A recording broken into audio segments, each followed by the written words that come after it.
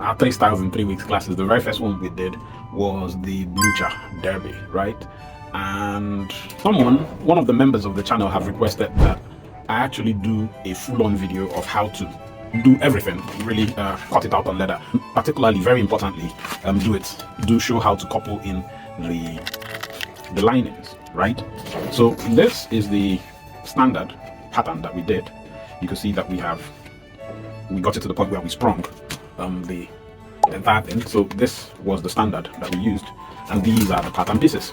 So if you want to learn how we got to the point where we got these pattern pieces, the full video of how we did all of that is available on the channel. Check them out and get your hands on that. For this video, we are going to put everything together on leather, but before we do that, let me show you what I have done here with the lining. You can see that I have this line that I drew here on the pattern. This is just so that I don't have to go about creating a different pattern piece for the lining. So everything from here going forward will be the front part of the lining, and I can simply take this back panel, duplicate it to have the back part of the lining. So that's where we're going to start in this video, talking about getting the lining. So I already showed you how this came about. Meanwhile, this line was not gotten arbitrarily, right? I still used the rule of quarters. And how did that happen?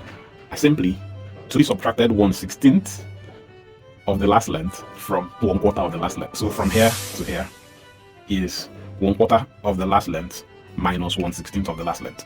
Now, if I say it like that, it looks and sounds like that is a whole lot of math, right?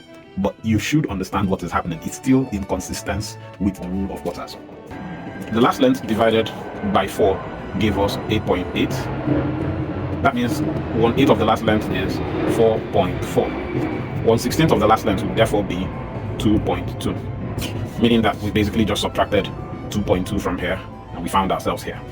Now, why did we subtract 2.2? It is simply because when you measure that 2.2, because this thing curves inwards this way, when you measure the entire thing from around the middle of the center line, you fall back to around 1/4 of the last length. So you get 1/4 of the last length having subtracted this 1/16.